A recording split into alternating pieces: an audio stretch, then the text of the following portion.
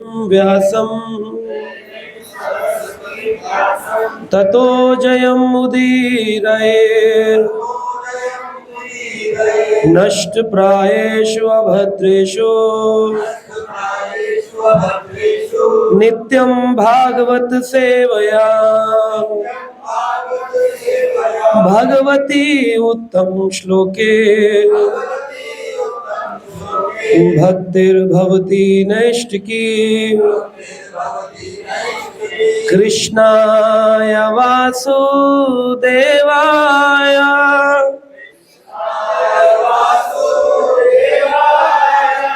देवकी नंदनाय च नंदगोपकुमाराय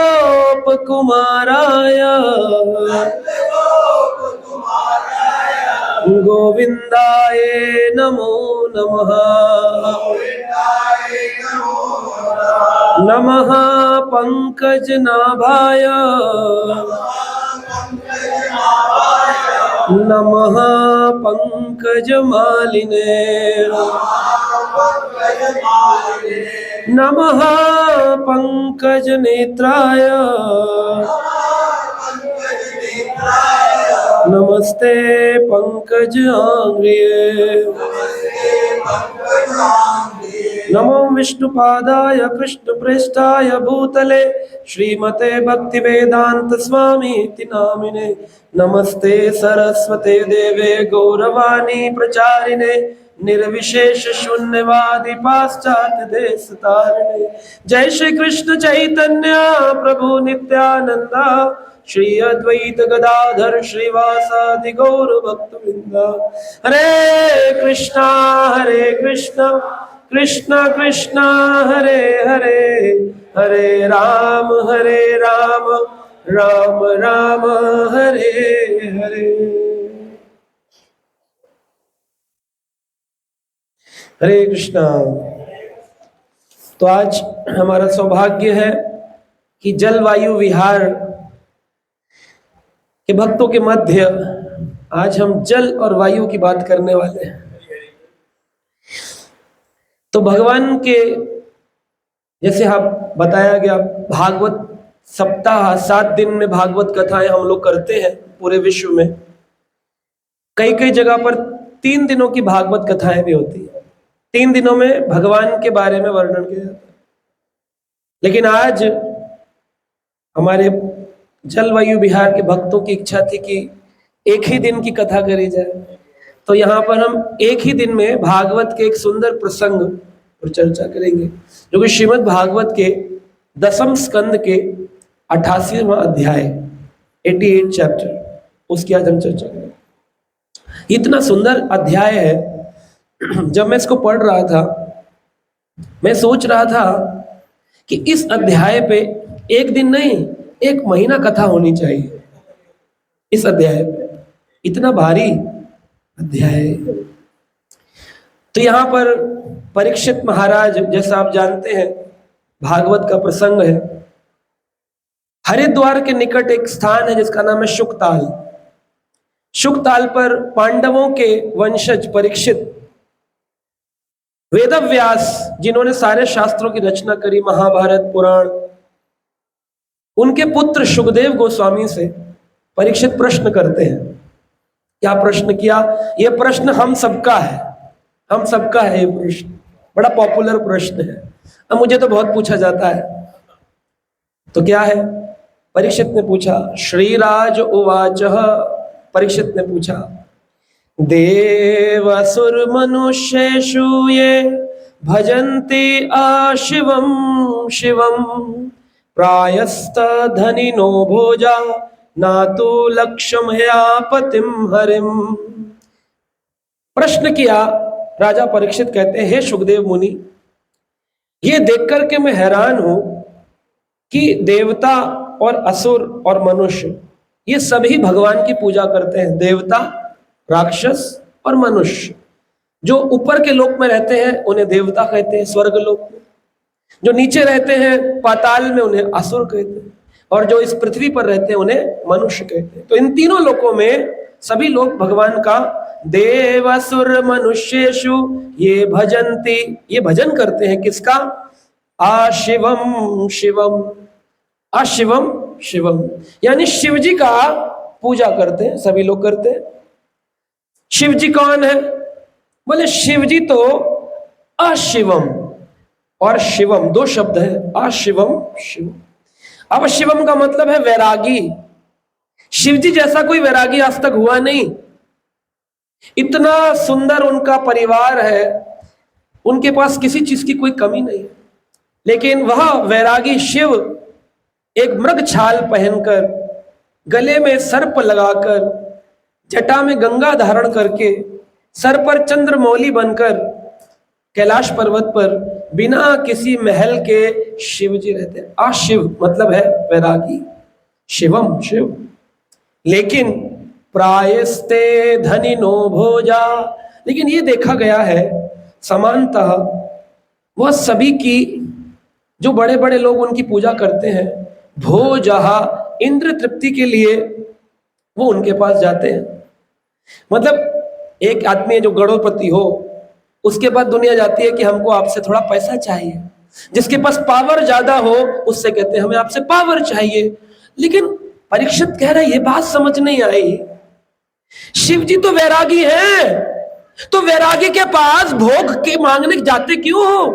भोजहा, भोगने के क्यों जाते? ये प्रश्न है। और जाते हो तो पा कैसे जाते हो? शिव जी दे भी देते हैं, पा कैसे जाते हो? दे भी देते हैं। और दूसरी ओर ना तो लक्ष्मयम पतिम हरिम, जिस विष्णु, जिस कृष्ण का नाम क्या है? लक्ष्मीपति, धनवान, लक्ष्मियों, हजारों लक्ष्मियों का राजा जो है, उसके पास कोई जाता नहीं। और जो जाते हैं कहते वो तो सुदामा की तरह गरीब होते हैं। ये कंट्रोवर्सी समझ नहीं आई। वैरागी धन बांट रहा है और लक्ष्मीपति वैराग दे रहा है। ये तो तगड़ा प्रश्न है, बहुत तगड़ा प्रश्न। परीक्षित ने यह प्रश्न किया। कहते अब मैं इस विषय को ठीक से समझना चाहता हूं, क्योंकि ये मुझे बड़ा परेशान कर रहा है कि कैसे दरअसल इस विपरीत चरित्र वाले दोनों देवता कैसे ये फल देते हैं। एक वैरागी धन देता है, भोग देता है, ऐश्वर्य देता है, और एक लक्ष्मीपति वैराग्य प्रदान करता है। जितने भजन देखो, भक्त मिलेंगे, कृष्ण भक्त हमारे को जी माला करते हैं भगवान की, हमको कुछ नहीं चाहिए, कुछ नहीं चाहिए। और जो शिव जी के जो वैरागी के भक्त हैं, हमको ये भी चाहिए, वो भी चाहिए, ये भी चाहिए, वो भी चाहिए। समझ ही नहीं आया, ये तो विपरीत चरित्र। प्रश्न किया तो शुकदेव गोस्वामी ने इसका उत्तर दिया। शुकदेव कहते हैं शिव शक्ति युक्त शाश्वत त्रिलिंग गुण संवृत वैकारिक तेजस्ता तामश्च इति हम त्रिधा। शुकदेव गोस्वामी ने कहा शिव जी क्यों ऐसा करते हैं? धन आया कहां से उनके पास? बोले क्योंकि वो प्रकृति के पति हैं। इस सृष्टि को क्या बोलते हैं? नेचर, प्रकृति। इस प्रकृति के पति हैं। भव सागर के अधिष्ठात्री देवता हैं भव, और उनकी पत्नी है भवानी, भवानी, दुर्गा और शिव, पार्वती और शिव। तो जब प्रकृति उनके पास है तो ये प्रकृति 3 गुणों से बनी हुई है, रजोगुण, तमोगुण और सतोगुण बनी है। इस प्रकृति के अंदर भी 3 प्रकार के तत्व विराजमान हैं। कौन कौन से? बोले वैकारिक यानी सतोगुण, तेजस रजोगुण, तामस तमोगुण। वैकारिक बोलिए सब लोग, वैकारिक सतोगुण, तेजस रजोगुण, तामस तमोगुण। इन तीनों गुणों के अधिष्ठात्री देवता हैं भव और भवानी। बिल्कुल ठीक बात है। अब ये क्या करते हैं, जब इनको सृष्टि की रचना करने का भार मिलता है तो कहते हैं ये मिथ्या अहंकार से वैकारिक सृष्टि करते हैं। किससे करते हैं? मिथ्या अहंकार। एक होता है अहंकार और एक होता है मिथ्या अहंकार। मिथ्या को बोलते हैं फॉल्स, अहंकार को बोलते हैं ईगो। इस समाज में सबको ईगो का प्रॉब्लम है। लेकिन सबसे बड़ा प्रॉब्लम है ईगो से भी ज्यादा false ego. I am very qualified, ये फॉल्स ईगो है। मैं बहुत पैसे वाला हूं, ये फॉल्स ईगो है। क्योंकि जो पैसा आज है वो कल, आप जब शरीर छोड़कर जाते हो, कौन अपने साथ एक भी रुपया लेके गया? तो ये मिथ्या अहंकार है। मैं बहुत बलशाली हूं, कितने साल के लिए? 40-45 के होते ही बॉडी बिल्डर खत्म। मैं बहुत धनवान हूं, बड़े बड़े करोड़पति बैंकरप्ट। कितने लोग तो इस समय जीरो बैंकरप्टी करके फ्लैट्स बनाकर लोगों को पोजीशन नहीं दे पा रहे। बिल्डर्स थे, गायब हो गए। जिस भगवान के हजारों हाथ है, वो जो देता है छप्पर फाड़ के, जो वो लेता है धरती उखाड़ के सब ले जाता है। लेकिन फिर भी कुछ काल के लिए जो तुमको मिलता है, तुमको लगता है ये मेरा है, इसी को मिथ्या अहंकार कहते हैं। तो आया कैसे? क्योंकि शिव जी को जब सेवा मिली, सृष्टि रचना की, तो शिव जी ने सृष्टि को मिथ्या अहंकार से रचना किया। मिथ्या अहंकार से, मिथ्या अहंकार से 16 तत्व जन्म दिए। 16 तत्वों का जन्म हुआ। कौन से? 10 इंद्रियां, 5 ज्ञानेंद्रियां, 5 कर्मेंद्रियां। ज्ञानेंद्रियां तो बचपन में सिखाते हैं, नॉलेज एक्वायरिंग सेंसेस। आंखों से देखते हैं, कानों से सुनते हैं, नाक से सूंघते हैं, जीभ से चखते हैं, त्वचा से पता चलता है ठंडा है, गर्म है, स्मूथ है कि कैसा है, रफ है, पता चलता है। तो ये 5 जो ज्ञान इंद्रियां, इनसे हम ज्ञान लेते हैं, ये किससे बनी है? मिथ्या अहंकार से। 5 कर्म इंद्रियां, कर्म करने के लिए इंद्रियां जो हमारी बनाई गई हैं, कौन कौन सी हैं? हाथ है, हाथ से काम करते हैं, ड्राइविंग, सब्जी कटिंग, लैपटॉप, मोबाइल हाथ से चल रहा है, हाथ कर्म इंद्रिय। पांव, वॉक पर जा रहे हैं, ऑफिस जा रहे हैं, मॉल घूमने जा रहे हैं, पिक्चर देखने जा रहे हैं, किससे जा रहे हैं? पांव से। क्या है? कर्म इंद्रिय।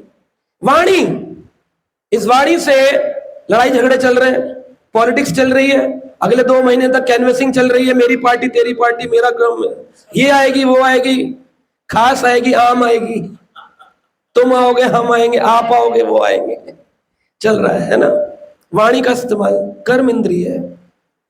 जनांग, जिनसे हम सृष्टि में बच्चों की उत्पत्ति करते हैं, हमारे जो जेनाइटल्स है, ये कर्म इंद्रिय है। इसको कर्म में लगाकर हम संतान उत्पत्ति करते हैं।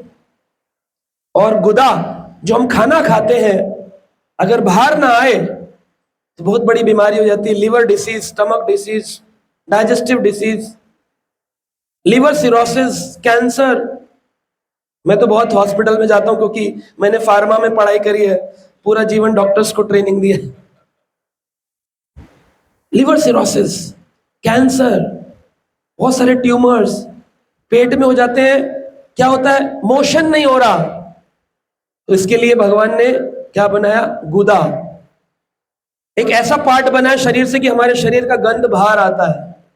तो कितनी टोटल? 5 कर्म करने के लिए और 5 ज्ञान लेने के लिए 10 इंद्रियां बनाए। 5 तत्व का ये शरीर बनाया।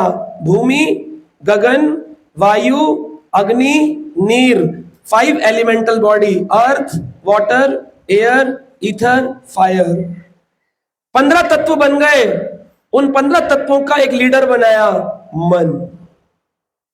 तब ये 16 तत्व प्रकट किए।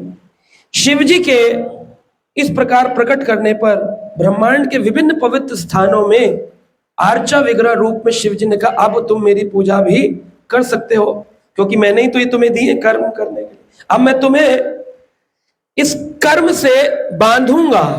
क्या करूंगा?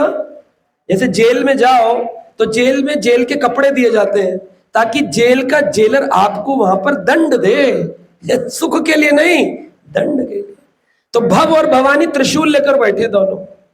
3 शूल है उसमें, शिव जी का भी त्रिशूल है, दुर्गा का भी त्रिशूल है। इन 3 शूल का मतलब है तकलीफें। तकलीफें आएंगी जीवन में तुम्हारे, क्योंकि तुम आ गए हो मेरी कैद में, इस भौतिक संसार में। तुम भोगना चाहते हो ना, आओ अब मैं तुम्हें भोगने के लिए दूंगा। जेल में कौन जाते हैं? जिनको संसार में भोगने की इच्छा होती है। पर्स मार लिया, रेप कर दिया, उन्हीं को लेकर जाते हैं जेल में। तो हमें भोगने की इच्छा है, हम बड़ा आदमी बनना चाहते हैं, हम चाहते हैं पूरे गुड़गांव में हमारा नाम हो, बोर्ड लग जाए, पोस्टर लग जाए, बोले आओ शिव जी कहते आओ त्रिशूल दूंगा, 3 प्रकार के दुख, आदि दैविक, आदि भौतिक, आदि आत्मिक। मैं नहीं बोल रहा हूं, श्रीमद् भागवतम 10वें स्कंद 88वां अध्याय गूगल में पढ़ लेना अपने आप जाकर। कोई भी चीज, एक चीज में बाहर बोल दे, पकड़ लेना हमको। दुख दे रहे हैं, हम सोच रहे हैं पूजा हो रही है, पूजा हो रही है। कितने शिवलिंग आए, बोले तत्व संबंधी ऐश्वर्य राजा, मैंने बहुत सारे शिवलिंग उत्पन्न किए। हमें लगता है एक ही शिवलिंग होते हैं, काले पत्थर के, से बस प्रणाम कर दे। कुछ कुछ जानते हैं स्वयंभू शिवलिंग, कोई कहते हैं ज्योतिर्लिंग। अरे ज्योतिर्लिंग भी होते हैं और आकाश लिंगम भी होते हैं। क्या होते हैं? आकाश लिंगम। तत्व के लिंगम है, तत्वदर्शी, तत्व लिंगम है संसार। कैसे? भागवत कह रही है आकाश लिंगम, जल लिंगम, जल के भी लिंग है। तो लिंग क्या है? क्या है शिवलिंग? हाँ जी, शिवलिंग एक सिंबल है। क्या सिंबल है? सिंबल है। इसको कई लोगों ने कई प्रकार से व्याख्यान किया है, आचार्यों ने।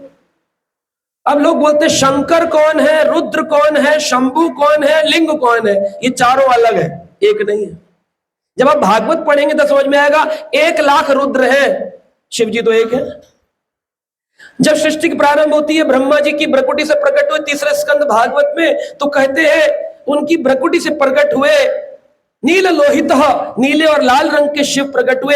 देख करके ब्रह्मा रोने लग गए। अरे ये क्या हुआ है, रो रहा है बच्चा? बोले रोते रोते इसलिए नाम पड़ गया रुद्र।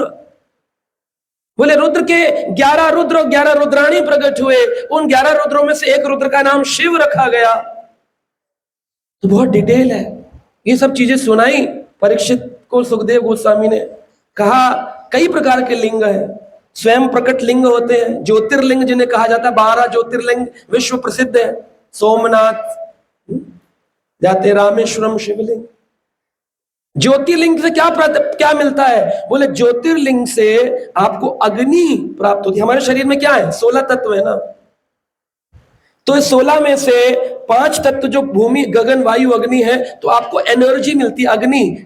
ज्योतिर्लिंग से क्या मिलेगी? ज्योति मिलेगी, पावर मिलेगी, एनर्जी मिलेगी। इसलिए लोग ज्योति के पास जाते हैं, ज्योतिर्लिंग। लेकिन कौन सी ज्योति? बोले बचपन में सुनते थे तमसो मां ज्योतिर्गमयम, सुना था? सुना है आप लोगों ने पीछे? तमसो, कितने लोगों ने सुना है? तमसो मां ज्योतिर्गमयम। एक बच्चे से पूछा इसका मतलब क्या है? कह रहे तमसो मां तुम सो जाओ, मैं ज्योति के पास जाता हूं, ज्योतिर्गमयम। इसका मतलब ये नहीं है, इसका मतलब है अज्ञानता से ज्ञान की ओर जाना है। शिव जी क्या सिखा रहे हैं? अज्ञानता से ज्ञान की ओर जाना है। ओम अज्ञान तिमिरंधस्य ज्ञानंजन शलाकया, मेरी इस अज्ञान रूपी आंखों में आप ज्ञान का प्रकाश फैलाइए। ये बात बताई तो बोले अगर किसी पर कृपा हो जाती है तो क्या होता है? शिव जी अगर किसी पर कृपा कर दे, हरि रहि निर्गुण साक्षात पुरुषम प्रकृते परः सा सर्वदृक् उपदृष्टांता भजनम निर्गुणम भवेत्। भगवान हरि के जो भौतिक गुणों को समझने लग जाता है, जो उनकी पूजा करता है, वो भी भौतिक गुणों से परा चला जाता है। शिव जी क्योंकि प्रकृति के पति है, इसलिए दुनिया को प्रकृति प्रदान कर कर प्रकृति में फंसाने का काम करते हैं, इसलिए वो दे देते हैं। लेकिन हरि तीनों गुणों से परे है, इसलिए हरि कृष्ण का नाम है त्रिगुणातीत निर्गुण, जिनके अंदर भौतिक कोई गुण नहीं है। इसलिए वो अपने भक्तों को भी कैसा बना देते हैं? त्रिगुणातीत, तीनों गुणों से परे निर्गुण बना देते हैं। इसलिए वैरागी भोग देता है और हरि भजन देते हैं। इसलिए तो सुनकर के तो हैरान हो गए, बोले अच्छा ऐसा है। इस पर कई सारे उदाहरण उन्होंने प्रस्तुत किए। सुखदेव गोस्वामी कहते हैं अरे तुमको नहीं पता परीक्षित, जो प्रश्न तुमने आज मुझसे पूछा है, तुम्हारे दादा युधिष्ठिर महाराज, महाभारत के प्रसिद्ध धर्मराज युधिष्ठिर ने यही प्रश्न नारद जी से किया था। राजसु यज्ञ के समय नारद जी वहां विराजमान थे, तो नारद जी से प्रश्न किया। यज्ञ के बाद इंपॉर्टेंट क्या है? यज्ञ से ज्यादा इंपॉर्टेंट है प्रवचन। युधिष्ठिर ने जब राजसूय यज्ञ किया, कृष्ण की पूजा करी, उसके बाद पूजा नहीं करी खाली, उसके बाद क्या हुआ? प्रवचन किसने दिया? नारद जी ने दिया। दुनिया क्या सोचती है? हवन करवा लो घर में, हवन करवा लो, धुआं करवा लो घर में, धुआं करवा लो। आप लोग जी संध्या करते हैं, भजन संध्या, सुन सुन के जीवन गुजार दिया। लेकिन महाभारत में लिखा है किसी यज्ञ में अगर प्रवचन नहीं होता, हरि कथा नहीं होती, तो वो ऐसे है जैसे कि एक सुगंधित पुष्प तोड़ा लेकिन उसमें खुशबू नहीं है। फूल तोड़ा आपने बाग से, उसमें खुशबू नहीं। हरि कथा के बिना कोई यज्ञ पूर्ण नहीं हुआ। इसका प्रमाण है महाभारत में राजसूय यज्ञ होने के बाद जब पूरी पृथ्वी के राजा आए थे, युधिष्ठिर महाराज भागवत थे, इतने बड़े भागवत भक्त स्वयं थे, उनके घर में परीक्षित जैसे भक्त हैं, लेकिन फिर भी प्रवचन खुद नहीं दे रहे। कृष्ण ने गीता सुनाई, लेकिन कृष्ण ने कहा यहां पर मैं भी प्रवचन नहीं दूंगा। यहां कौन प्रवचन देंगे? नारद जी। नारद जी से उन्होंने कहा तुम्हारे बाबा राजा युधिष्ठिर ने अपने अश्वमेध यज्ञ, राजसूय यज्ञ में पूर्ण होने पर यही प्रश्न पूछा था। धर्म की व्याख्यान सुन रहे थे, तब उन्होंने ये प्रश्न किया। क्या किया था? उन्होंने कहा जो सारे लोग परम लाभ प्रदान करने के उद्देश्य से यदुकुल में उत्तीर्ण हुए हैं, इस प्रश्न से प्रसन्न हुए। सारे लोग बड़े प्रसन्न हुए, साधु साधु साधु। क्या प्रश्न किया है? क्या प्रश्न किया है? यही प्रश्न किया है कि भगवान के भक्त गरीब क्यों, भगवान के भक्तों को दुख क्यों, भगवान कृष्ण के भजन करने के बाद भी परेशानी क्यों, और शिव जी का भजन करने के बाद लोग बड़ी गाड़ी में घूम रहे, ऐसा क्यों? बहुत लोग मुझसे क्वेश्चन पूछते हैं, जो भी इस्कॉन जुड़ते हैं, भक्ति करते हैं, भगवान को मानते हैं, करे लड्डू गोपाल की पूजा करते, बड़ी तकलीफें होती है, क्यों? बोले यही प्रश्न युधिष्ठिर महाराज ने नारद जी से किया था। क्या उत्तर है? तो भगवान यहां पर बता रहे हैं कि जब नारद जी से यह प्रश्न किया तो सभी लोग बड़े प्रसन्न हुए, लेकिन भगवान ने उस यज्ञ के अंदर इस प्रश्न का उत्तर सोचा मैं स्वयं देता हूं। तो बीच में होता है ना, डिस्कशन होता है, जैसे कोई बात मैं आपसे पूछूं तो आप बोले, या कोई वरिष्ठ बैठा हो तो हम कहेंगे आप कुछ बोलना चाहेंगे, तो भगवान बोले। श्री भगवान उवाच, भगवान ने कहा यस्या अहम अनुग्रामी हरिषे तद धनम शने तद अधनम त्याजन्ति अस्यः स्वजनम दुख दुखितम। क्या कहा?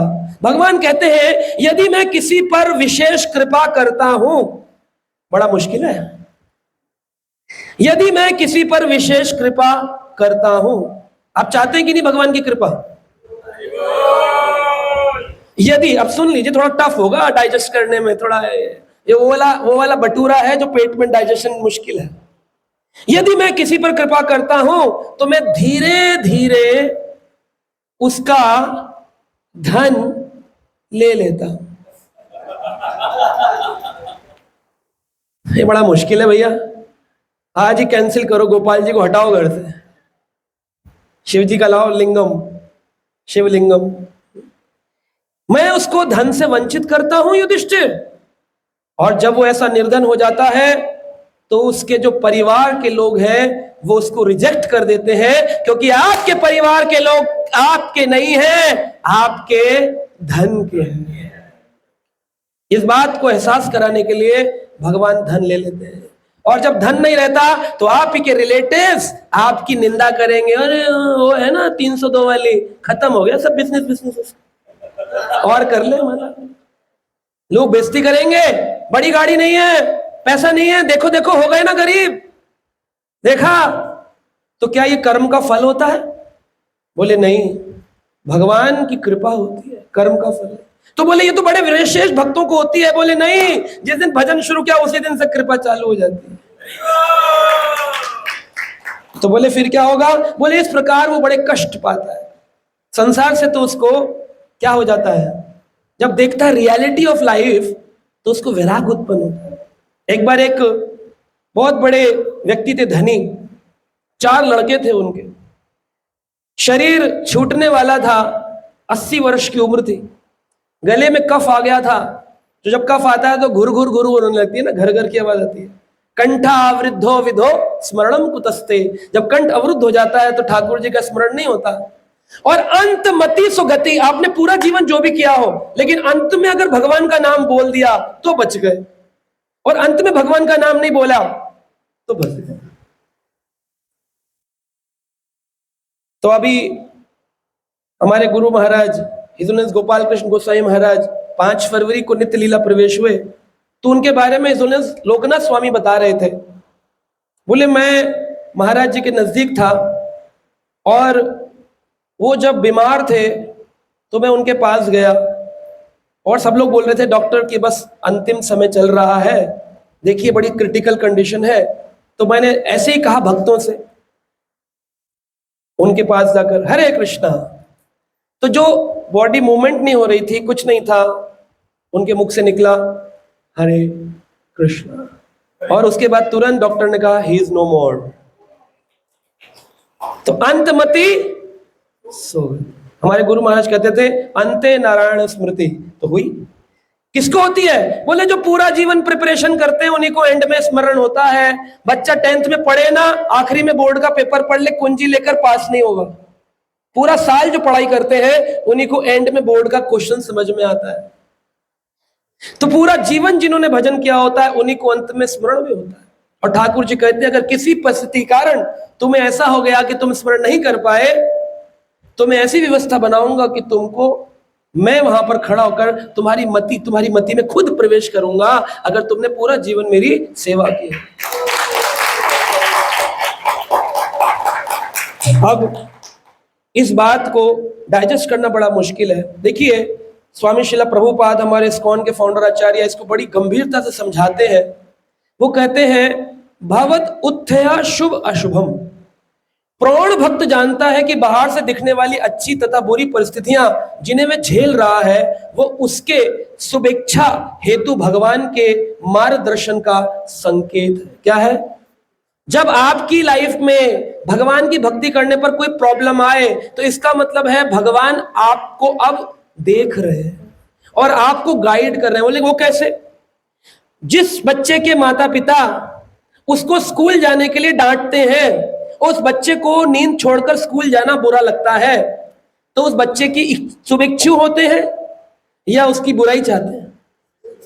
लेकिन उसको तो बुरा लग रहा है, उसको तो बुरा लग रहा है, मुझे स्कूल भेज रहे हैं जबरदस्ती, उसको कष्ट लग रहा है सुबह सुबह उठना, रो रहा है। लेकिन जो माँ बाप कहते कोई बात नहीं, जान दे, सोने दे, 1 महीना पढ़ना होगा पढ़ लेगा, तो वो क्या कर रहे हैं? उसकी भलाई कर रहे हैं, बुराई कर रहे हैं? बुराई। देवता के पास गए, आपने कहा मुझे बंगला दे दे, लेकिन उस बंगले से कितना बड़ा अहंकार बन जाएगा ये आप नहीं जानते।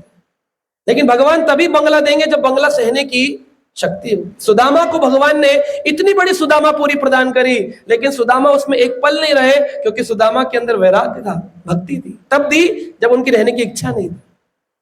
ध्रुव को तब मिला जब उनकी रहने की इच्छा खत्म हो गई। बोले अब तो मुझे चाहिए ही नहीं। भगवान बोले नहीं, लो 36,000 साल का राज्य लो, सब लो। कह रहे मैं रहूंगा लेकिन मैं भोगूंगा नहीं। रहते थे राज्य में लेकिन माला करते थे हरे कृष्णा कृष्णा कृष्णा हरे हरे, हरे राम राम हरे हरे। खेलने जा रहा है बच्चा, एग्जाम है कल, तो क्या कहेंगे माँ बाप? क्या कहेंगे?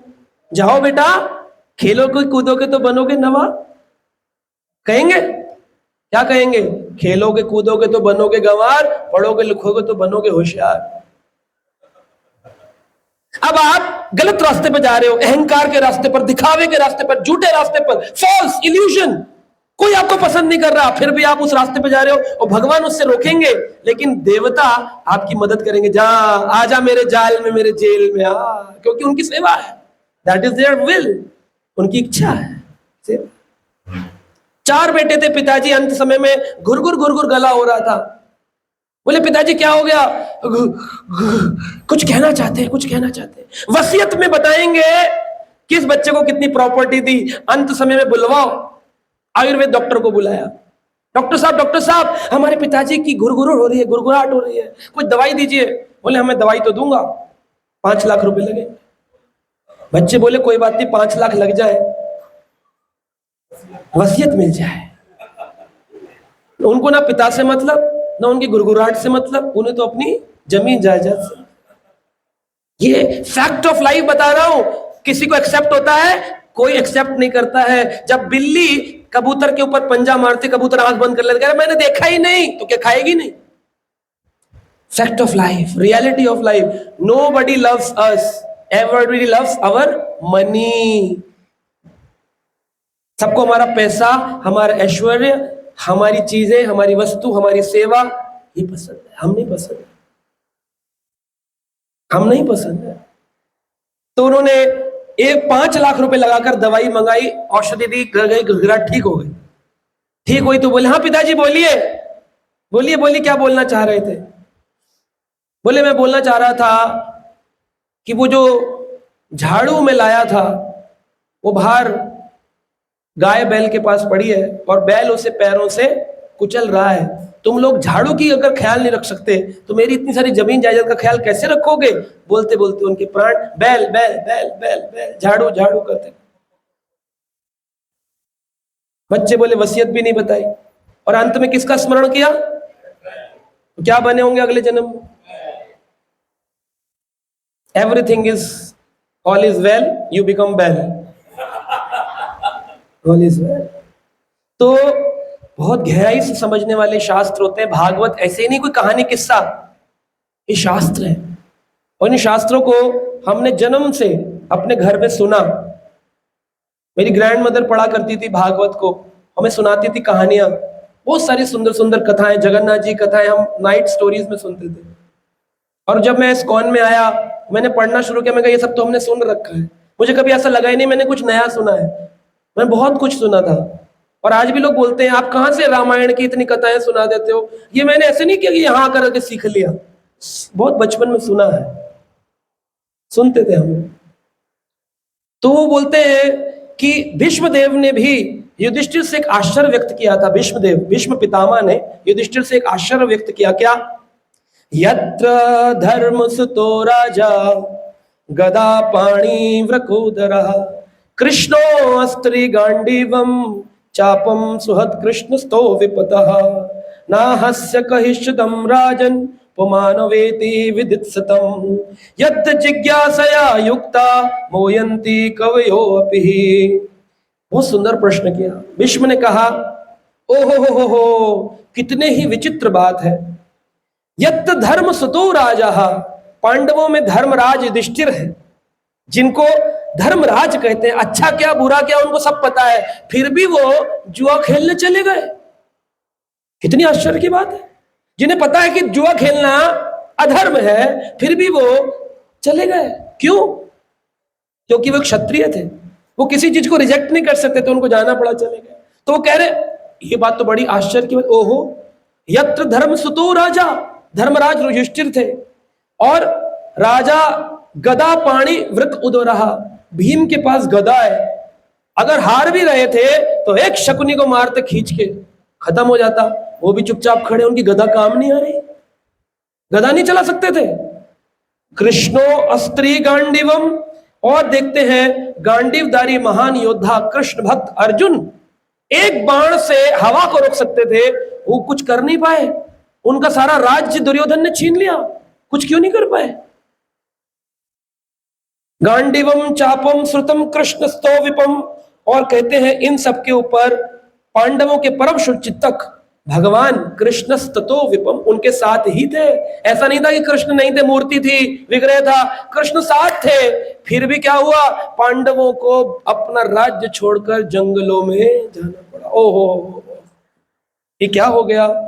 इतनी भक्ति करने के बाद भी ऐसा, रात दिन कृष्ण भजन करने के बाद ऐसी विपदाएं क्यों उपस्थित हो गई? तो कहते हैं, हे राजन, कोई भी भगवान की योजना को नहीं जान सकता, कोई भी भगवान की योजना को नहीं जान सकता। आप किए दुख होत है, हरि किए सुख होए। आप किए दुख होत है, आप करेंगे उस कर्म में दुख होगा, लेकिन जब हरि करेंगे उस कर्म में सुख होगा। शुरुआत में कष्ट है, लेकिन बाद में बहुत आनंद है। पांडवों ने उस समय तो जंगलों में घूमे, लेकिन अंत में विजय किसकी हुई? तो कृष्ण जिताया कि नहीं?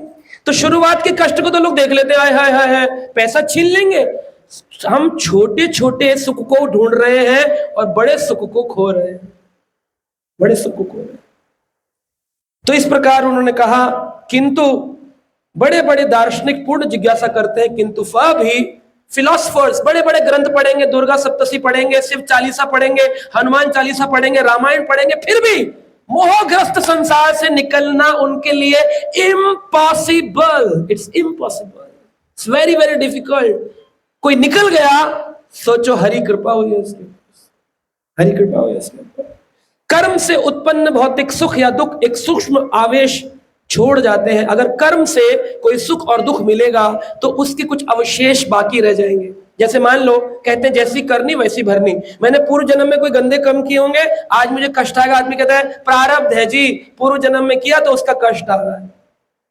तो वो कष्ट आकर के प्रारब्ध खत्म नहीं होता है, उसके अवशेष बाकी रह जाते हैं और उन अवशेषों से पुनः एक नया पाप कर्म उत्पन्न होता है, क्योंकि मानसिकता तो वही रहती है।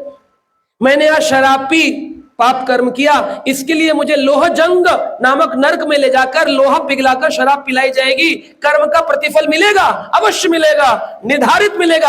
अगर इंडियन लॉ कोर्ट नहीं छोड़ती है तो यूनिवर्सल कॉस्मिक लॉ कोर्ट क्यों छोड़ेगी? आपको पकड़ेगी और दंड देगी। लेकिन आज आदमी ने शराब पी और उसको ये पता चल गया, उसने कहा अब से मैं शराब नहीं पीऊंगा। लेकिन 1 महीने बाद उसके अंदर फिर से एक क्लिक आएगा, I need to do it again. मुझे फिर करना है, मैंने फिर करना है। जुआ खेलने के लिए मेरे को ऐसे लोग मिलते, कहते प्रभु जी हमने 30 लाख रुपए उड़ा दिए जुए में, वीडियो गेम खेल करके। हम वो खेल रहे थे, रमी खेल रहे थे, 30 लाख रुपए चले गए हमारे, अब क्या करें? मैं कहा भजन करो। भजन होता नहीं है, जाकर के मंदिरों में दूध चढ़ाते हैं, शिवलिंग को पानी चढ़ाते हैं। अरे वो तो आपको और फंसाएंगे, क्योंकि उनकी सेवा है, उनकी सेवा फंसाएंगे। सूक्ष्म पाप कट गया, दुख आया, लेकिन उसका सूक्ष्म अवशेष रह जाएगा, मानसिकता वही रहेगी। वही लोग 2 महीने बाद कहते प्रभु जी अब हम नहीं करेंगे, आप हमें अपनी शरण में ले लो, साथ रख लो। मैं कहता हूं ठीक है आया करो। आएंगे नहीं। 2 महीने बाद मैं पूछूंगा कहां गए आप? कह रहे प्रभु जी मैंने लोन लेकर फिर से 30 लाख रुपए लगाए थे, अब मैं फिर हार गया हूं, मतलब अब 60 लाख हो गया। तो ये अवशेष रह जाते हैं मनोभिष्ट के अंदर, मन के अंदर, और ये हमें बार बार पाप कर्मों में लगाते रहते। लेकिन भगवत कृपा से जो दुख मिलते हैं, जब आप माला करेंगे हरे कृष्ण कृष्ण कृष्ण हरे हरे, हरे राम राम राम हरे, तो क्या होगा? तो भगवान भी कष्ट देंगे, और वो जो कष्ट देंगे वो आपके जो पूर्व प्रारब्ध है उनको स्क्रैच करेंगे, ऐसे निकालेंगे अंदर से, कि कोई अवशेष बाकी ना रह जाए। एक बार इतना कष्ट दे दूं ताकि इस जीवात्मा को दोबारा इस दुखालय संसार में आना ही ना पड़े।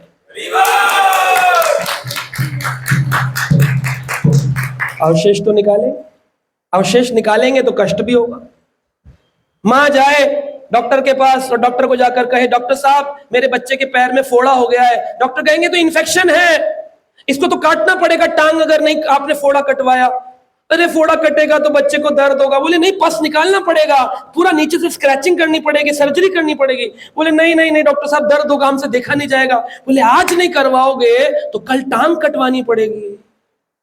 तो भगवान अपने भक्त के लिए, कृष्ण क्या करते हैं, अपने भक्तों को जब देखते हैं कि भजन के मार्ग में आ गया है तो थोड़ा सा दुख देते हैं, स्क्रैचिंग करके फोड़ा से मवाद पस निकाल देते हैं ताकि कल को टांग ना कटवानी। तो भगवान की बड़ी विशेष कृपा है। तो उन्होंने कहा कि कर्म से उत्पन्न जो भौतिक सुख है उनके अवशेष छूट जाते हैं, लेकिन ऐसे सुख दुख जो भगवान की इच्छा से उत्पन्न होते हैं वह तत्कालीन उद्देश्य पूरा हो जाने के पश्चात ऐसा कोई अवशेष नहीं छोड़ते। भागवत में लिखा है कोई अवशेष नहीं बचेगा। तो उन्होंने कहा, यमराज से यमदूतों ने पूछा कौन व्यक्ति आपके नरक में आता है? तो यमराज ने स्वयं अपने मुख से ये बात कही, नरक में कौन आता है? मैंने नहीं कहा, मुझे मत पकड़ना। किसने कहा? यमराज ने कहा यमदूतों से, भागवत के 6ठे स्कंद। क्या कहा? जिह्वा न वक्ति भगवत गुण नाम धेयम चेतश्च न स्मरन्ति तच्चरणारविंदम कृष्णानो नामाति यच्छरेकादपि तान दव्यम असतो कृष्ण विष्णु कृतयान। उन्होंने कहा, मेरे सेवकों, यमदूतों सुनो, तुम मेरे पास केवल उसी पापी व्यक्ति को लाओ जिसने अपनी जिह्वा से कभी भगवान का नाम, जिह्वा नवगति भगवत नाम गुण ध्येयम, भगवान का नाम और उनके गुण उसने कभी अपनी जिह्वा से न गाए हो, ऐसे व्यक्ति को पकड़ लाओ। तो नर्क लाने का पहला परफॉर्मा प्री रिक्विजिट बढ़ा गया। नर्क में एंट्री किसको मिलेगी? जैसे वोटिंग कार्ड के लिए एंट्री होती है, नंबर 1 पॉइंट, जिह्वा नवगति भगवत गुण नाम ध्येयम, जिसके जिह्व से कभी हरे कृष्ण कृष्ण कृष्ण हरे हरे, हरे राम आप लोगों ने तो आज बोल लिया, तो आपका पहला पॉइंट तो कट गया। चेतश्च न स्मरन्ति तत्चरणारविंदम, जिनका हृदय चेतना कभी भगवान का स्मरण न करती, जिनके मन में कभी भगवान का स्मरण न आता हो, जो भगवान के चरणारविंदों के प्रति समर्पित न हो। कृष्णाय नो नामाति, यमराज ने किसका नाम लिया? यमराज ने ये तो नहीं बोला विष्णु नो नामाति, उसने ये भी नहीं बोला यमराज ने भगवान नो नामाति, ये भी नहीं बोला गणपति नो नामाति, ये भी नहीं बोला शिवो नो नामाति, क्या बोला? कृष्णाय नो नामाति यश्चर एकादपि तानय धव्यम असतो कृत विष्णु कृत्यान। भागवत का श्लोक है। कहा, जिसने एक बार भी मेरे सामने सर न झुकाया हो। यहाँ भगवान है, इतने सारे लोग यहाँ आए हैं, बैठे हैं, उठकर चले जाएंगे। कितने लोग आएंगे जो भगवान के सामने सर झुकाएंगे? जिसने सर न झुकाया हो, जिसने मुख से नाम न लिया हो, जिसने कभी मेरा स्मरण न किया हो, जिसने भगवान कृष्ण के चरण न पकड़े हो, मेरे पास केवल उनको भेजो जो कृष्ण के प्रति अपना कर्तव्य ना निभाते हो, जो मनुष्य जीवन का एकमात्र कर्तव्य है, उस कर्तव्य को जो पूरा ना करते हो, ऐसे मूर्खों को और धूर्तों को मार मार के मेरे पास लेकर आओ। ये मैंने नहीं बोला है। अब इसमें कई लोग होंगे, भाई इस्कॉन वाले हैं ना इसलिए ऐसी बात कर रहे हैं।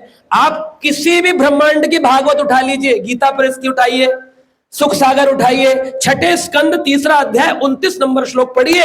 मेरी वाणी नहीं है, यमराज की वाणी। मैंने भी पढ़ करके नौकरी छोड़कर भजन करना शुरू किया।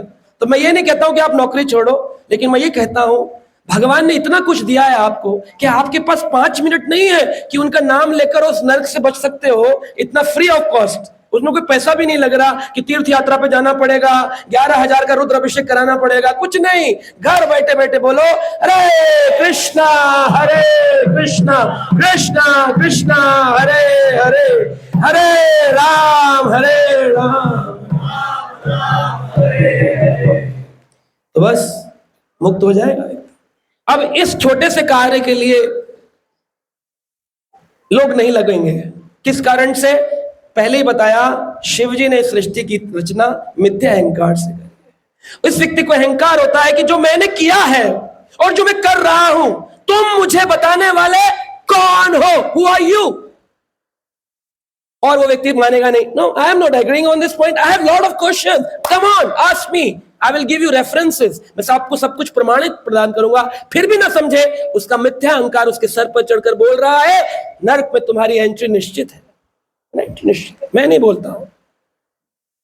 विश्वनाथ चक्रवर्ती ठाकुर ने कहा, अगर भगवान के भक्तों को दुख ना मिलते हो तो भगवान गीता में ये श्लोक ना कहते हो। कौन सा श्लोक? परित्रणाय साधूनाम विनाशाय च दुष्कृताम धर्म संस्थापनार्थाय संभवामि। अब साधुओं को परित्राण करने आता हूं, साधुओं का उद्धार करने आता हूं। तो किस चीज का उद्धार कर रहे हैं? साधु को कष्ट है तभी तो निवारण करने आ रहे हैं। इसका मतलब साधु को कष्ट मिलता है। विश्वनाथ चक्रवर्ती ठाकुर ने प्रमाण प्रस्तुत किया। भक्तों को कष्ट मिलेगा, भक्त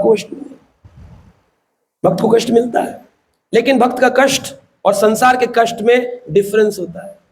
संसार को जब कष्ट मिलता है तो उसको प्रारब्ध अपने किए गए कर्मों का फल मिलता है, लेकिन जो व्यक्ति हरे कृष्ण जपना शुरू करता है उसके सारे प्रारब्ध, उसके कूटम, उसके बीजम, उसके अप्रारब्ध जितने भी कर्म हैं उसके क्रियामाण कर्म सभी को भगवान नाम नष्ट कर देता है, फिर भी उसके जीवन में कष्ट आते हैं, वो भगवान की प्रदत्त इच्छा से आते हैं, ताकि उसके अंदर शरणागति का भाव और बढ़े और भगवान के प्रति पुकार पुकार कर वो खूब चिल्लाए भगवान का नाम कि ठाकुर जी मेरी रक्षा करो, ताकि भगवान के प्रति उसकी शरण।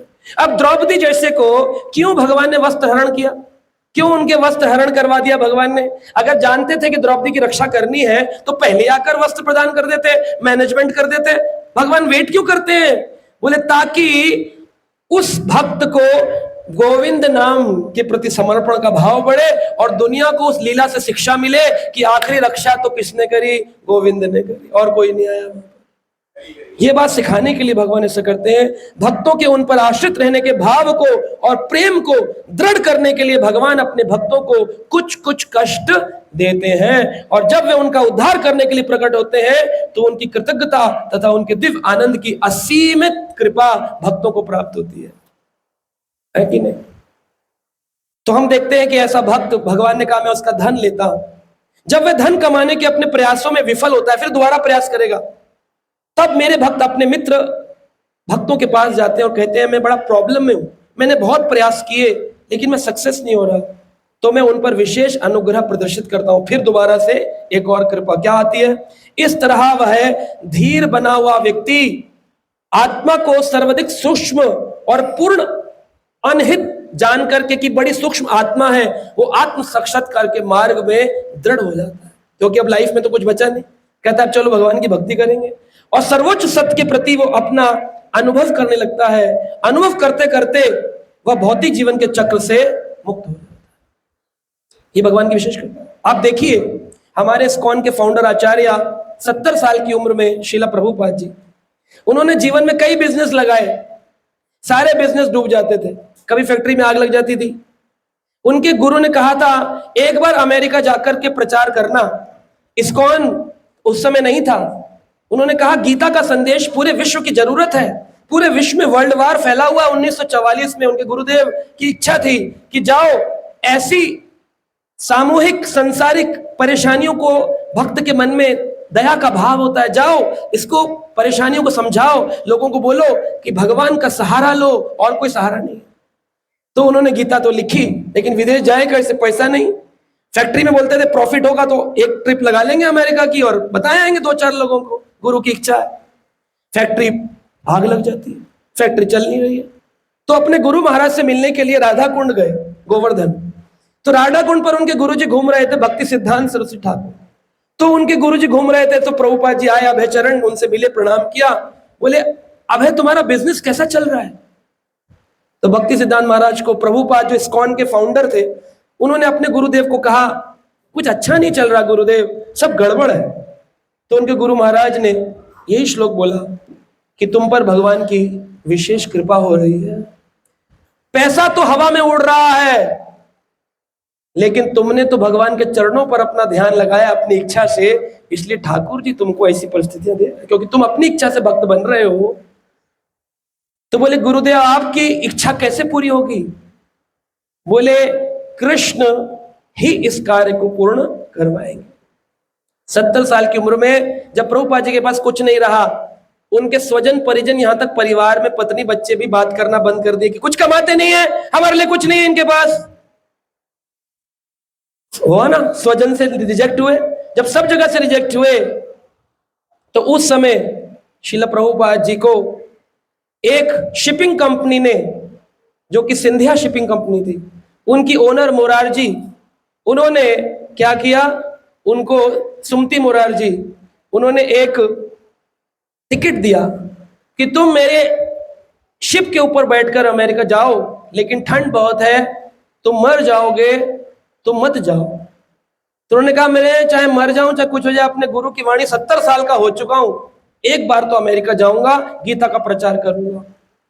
उस समय उनके पास एक भी रुपया नहीं था, एक भी स्वेटर नहीं था। भगवान ने ऐसी कृपा करी, कुछ भी नहीं रहा, फिर भी उन्होंने अपने गुरु की वाणी को पूरा करने के लिए उस शिप में बैठ करके अमेरिका जाना। रास्ते में 2 बार हार्ट अटैक हुआ। जब बॉस्टन हार्बर उतरे तो उन्होंने कैप्टन पांड्या, जो उस शिप के कैप्टन थे, उस शिप में केवल 5 ही लोग थे, उस कैप्टन पांड्या बताते हैं कि स्वामी जी की हालत बहुत खराब थी, लेकिन एक रात्रि में स्वामी जी को कृष्ण के दर्शन हुए, भगवान के दर्शन, और भगवान ने कहा जब मैं तुम्हें लेकर आया हूं तो तुम्हें मरने तो नहीं दूंगा। और ये बात बोलकर के अगले दिन समुद्र इतना शांत था, कभी मैंने अटलांटिक समुद्र को इतना शांत नहीं देखा, पूरा शांत समुद्र था। और अमेरिका पहुंच गया शिप, वो उतरे, उसके बाद न्यूयॉर्क गया शिप, न्यूयॉर्क में पेंसिल्विया टावर में गए, वहां पर उनके एक मित्र के पुत्र रहते थे जो कि आगरा के रहने वाले थे, उनकी पत्नी विदेशी थी, गोपाल अग्रवाल उनके बेटे वहां पर रहते थे, अग्रवाल उनकी पत्नी शैली अग्रवाल वहां रहा करती थी। स्वामी जी उनके घर में रहे और उनके पार्कों में जा जाकर के हरे कृष्ण कीर्तन करना प्रारंभ किया। 1965 की घटना है। अब भगवान वह चाहते थे कि मैं धन पाकर के विदेश जाऊं और प्रचार करूं, और कृष्ण चाहते थे कि मैं ऐसा सिद्धांत प्रस्तुत करूंगा कि अगर भगवान की सेवा करनी हो तो पैसे की कोई जरूरत नहीं। उनके पास एक भी रुपया नहीं था। उनके बेटे ने, जो उनसे मिलने आया था, उन्होंने 40 रुपए उनको प्रदान किए, जो उस समय $5 होते थे। अभी तो डॉलर का रेट बढ़ गया है, 80-83 रुपए हो गया है। उस समय $5 $1 होता था। 40 रुपए दिए, $5 लेकर स्वामी जी गए और कीर्तन करके उन्होंने विदेश के लोगों को इतना ट्रांसफॉर्म किया। वो जो क्रिश्चियन थे, आप तो हिंदू हैं, और जो क्रिश्चियन थे, मुसलमान थे, उन्होंने भगवान का नाम लेना शुरू किया, इन ग्रंथों को पढ़ना शुरू किया, और उनकी लाइफ ऐसी ट्रांसफॉर्म हुई। आज वर्ल्ड के 150 कंट्री के अंदर इस्कॉन स्थापना हो चुकी है।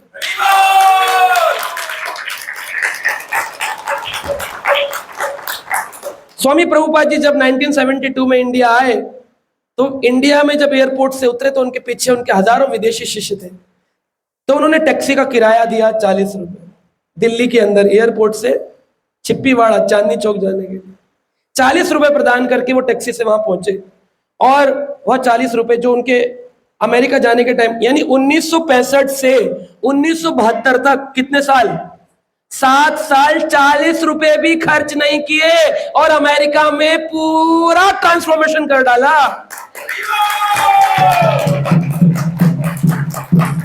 लोगों के मन में भाव आता है इस्कॉन वाले आए हैं, पैसा लेने आए हैं, ये साधु लोग चंदा लूटने आए हैं। कुछ नहीं लूटा, लोगों का जीवन बदल डाला।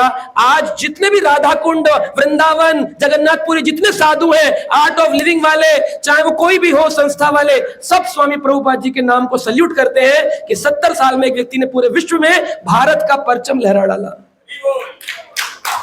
कितनी बड़ी बात कोई कर सकता है? अनइमेजिनेबल। ये बिल्कुल प्रूफ होता है जो भगवान की विशेष कृपा पात्र होते हैं, ठाकुर जी पहले लेते हैं फिर देते हैं। आज प्रभुपाद जी के नाम पर 150 कंट्रियों के अंदर 950 मंदिर है और हर मंदिर 100 करोड़ से ऊपर का है। किसका पैसा है ये सारा? प्रभुपाद जी का। लेकिन उन्होंने इस्तेमाल किया। कौन इस्तेमाल कर रहा है? हमारे समाज के लोगों के लिए बनाकर रख गए। अकबर लाल किला बना गया, प्रभुपाद जी मंदिर बना गए। लाल किले में लोग कबूतर बैठ रहे हैं और वहां पर भक्त प्रसाद पा रहे हैं। और बड़े बड़े नेता मूर्तियां लगाए जाते पार्कों में, उस पर कबूतर बीट करते हैं। यहाँ प्रभुपाद जी की मूर्ति लगाकर लोग आरती कर रहे हैं, अपने जीवन को सफल बना रहे हैं। आपको देखना करना क्या है? नेताजी नेताजी नेताजी या हरि बोल हरि बोल हरि बोल? चॉइस आपकी है। भगवान ने ABCD के अंदर चॉइस दी है। B for birth, D for death, C for BCD, C for choice.